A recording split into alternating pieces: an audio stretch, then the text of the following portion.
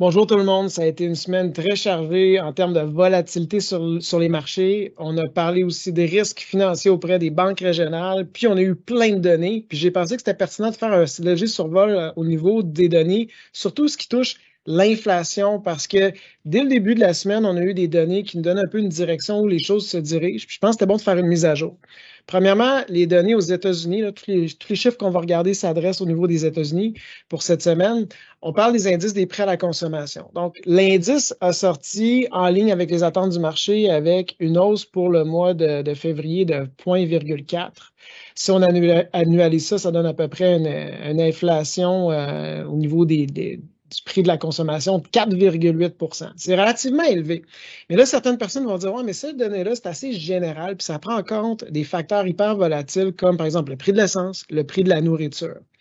Donc, la Réserve fédérale, ce qu'elles observent vraiment, c'est plus l'indice des prêts à consommation de base, parce qu'on va enlever des facteurs plus volatiles. Qu'est-ce qu'on a trouvé comme données? Bien, en fait, les données étaient supérieures aux attentes du marché parce que l'indice a augmenté de 0,5 %. Si je l'annualise, ça vous donne une idée, c'est à peu près une hausse de 6 %. Puis lorsqu'on déballe les chiffres, puis je l'avais mentionné il y a quelques semaines, c'est encore ici, là, vous voyez sur le tableau, là, le fameux logement là, qui a vraiment un impact majeur. Parce que lorsqu'on regarde les données, au niveau des biens, la consommation a ralenti, la chaîne d'approvisionnement s'est améliorée, même les coûts de transport ont réduit. Par contre, le service il y a encore beaucoup d'inflation. Puis, comme je l'ai mentionné, le secteur du logement, c'est vraiment le facteur principal où on voit des hausses. À quoi on peut s'attendre pour l'avenir? Bien, il faut se rappeler quand on parle aux États-Unis, là, quand on parle d'industrie de la consommation, puis on parle du logement, on parle des baux. Okay? On ne parle pas nécessairement le prix de l'immobilier ou les facteurs qui prennent en compte, exemple, la hausse de taux d'intérêt qu'il y a sur les logements. C'est vraiment comparable au niveau des baux du logement, de la location au niveau de comparatif, là, si j'essaie de résumer ça rapidement. C'est vrai que l'indice des prix est à la hausse. Par contre, si on regarde du data en temps réel, on peut voir entre autres sur le site Zillow que sur une base mensuelle, il y a vraiment un ralentissement. Puis, les baux qui se signent aujourd'hui ben, vont se refléter à travers les 12 prochains mois, ce qui fait que ça prend à peu près 6 à 10 mois avant qu'on voit cette tendance-là se manifester.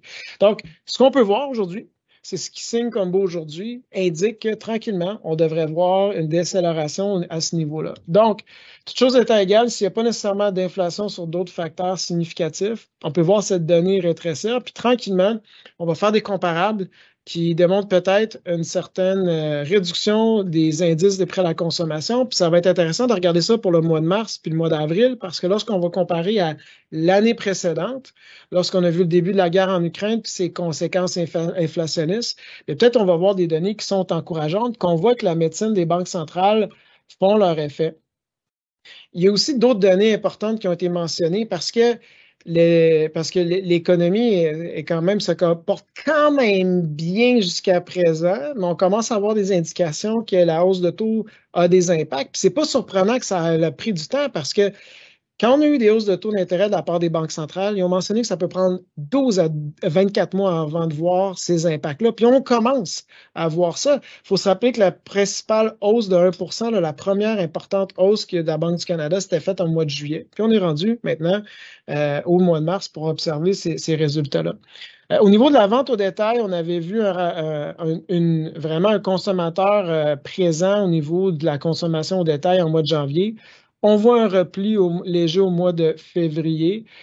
Faut mettre un bémol sur le secteur de l'automobile. Les prix des véhicules usagés tendent peut-être à reprogresser, donc ça reste à surveiller. Puis finalement, je pense que le principal facteur jusqu'à présent, qui fait que la consommation se soutient, puis il y a encore une certaine inflation, c'est les salaires. Aux États-Unis, on a un taux de chômage d'environ 3,6 %. 60 à 70 % de l'économie est reliée à la consommation. Et c'est sûr que c'est un indicateur qu'il faut surveiller.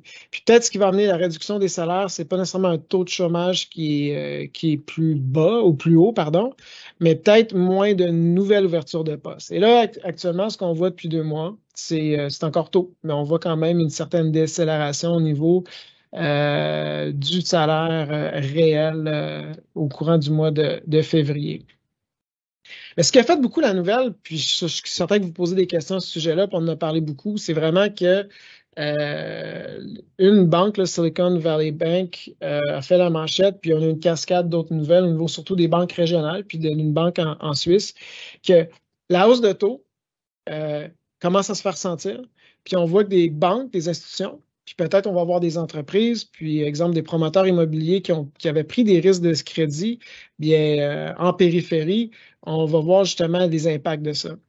Puis ça, évidemment, ça l'a fait la manchette. Et là, ce qu'on peut voir, c'est que actuellement, les banques, grandes banques américaines, on va en parler un peu plus loin, depuis la crise financière, sont beaucoup mieux capitalisées. Et on regarde ici sur ce tableau-là, c'est peut-être difficile là, de votre écran, surtout si vous êtes sur votre téléphone, mais JP Morgan, ses actifs correspondent à peu près à 15 de tous les actifs des banques américaines. Puis si je conjugue à ça Bank of America, c'est le quart.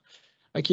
Mais derrière la ligne ici là, de SVB, là, toutes ces institutions-là, justement, régionales, avec tout ce qui s'est passé, ben, ils vont faire face à des défis où peut-être des déposants songent quand même à retirer leurs dépôts pour aller vers des grandes banques, pour se sentir plus en sécurité, même si le Trésor américain a pris des mesures très rapidement. Puis probablement, ces institutions-là, je pense que c'est logique d'assumer qu'ils vont restreindre leur capacité de prêt, puis ça aussi, savoir des ramifications. Donc, qu'est-ce qu'on voit cette semaine en particulier? C'est qu'on voit que la médecine des banques centrales font leur effet. On peut anticiper un certain ralentissement de l'inflation. On voit un ralentissement au niveau des salaires. On voit aussi différents facteurs qui font leur œuvre. Puis le risque de crédit qu'on peut observer actuellement, ça va peut-être donner la conviction des banques centrales peut-être de procéder à une moins importante hausse ou même procéder à une pause pour voir qu'est-ce qui va se passer dans les prochains mois. Évidemment, là, tout ça, là, on a eu beaucoup de téléphones cette semaine, ça amène de la crainte de la part des investisseurs. C'est normal, c'est naturel, puis ça a amené de la volatilité. Juste pour faire par contre, un petit parallèle avec la crise financière, parce qu'on nous en parle beaucoup. C'est quoi la différence entre ce qui s'est passé aujourd'hui au niveau des banques régionales par rapport à la crise financière de 2008? Ben, je voudrais, première observation, c'est la rapidité d'exécution. Le régulateur, dès vendredi la semaine dernière, ça l'a pris quelques jours, puis elle est intervenue auprès de Silicon Valley Bank. Puis au courant du week-end, lundi matin, il y avait déjà des mesures qui étaient prises par le Trésor américain, puis même la Réserve fédérale, elle a émis une facilité de prêt pour aider les banques régionales si elles allaient faire face à des enjeux. Donc, en termes d'exécution de la part des régulateurs, ça a été nettement plus proactif que par rapport à ce qui s'est passé à la crise financière. Puis l'autre point que je veux mentionner, c'est que les ratios de fonds propres des banques est beaucoup plus élevé à ce qui était avant 2008, puis surtout la capacité de ces institutions-là financières d'avoir accès à des liquidités. Donc, il faut se rappeler que les grandes banques sont nettement en meilleure position à ce qui était. Les institutions gouvernementales ont agi promptement, ce qui est vraiment différent par rapport à 2008. Tout ça, ça va amener des conséquences de ce qui s'est passé au niveau des banques régionales. Moi, je pense qu'on va observer dans les prochains mois un changement au niveau de la réglementation des banques régionales pour protéger les déposants puis pour donner une certaine confiance envers ces institutions-là. Sinon, pour elles, ça va être vraiment un défi. Les banques régionales, du moins au minimum, je pense, vont resserrer leur capacité de prêt devant le risque qu'ils ont par rapport aux déposants. Puis, peut-être, on va voir une révision de la politique monétaire. La semaine prochaine, la Réserve fédérale doit prendre une décision. Je suis vraiment curieux d'entendre ce qu'elle va nous réserver comme commentaire. Donc, en somme, ça a été une semaine très chargée en termes de données économiques, puis au niveau justement de ce qui se passe au niveau des banques. Ça me fait plaisir de vous partager cette opinion-là. N'hésitez pas à vous abonner à notre chaîne, poser des questions sur la chaîne YouTube, m'écrire sur notre courriel pour vous répondre. Là-dessus, je vous souhaite une excellente journée.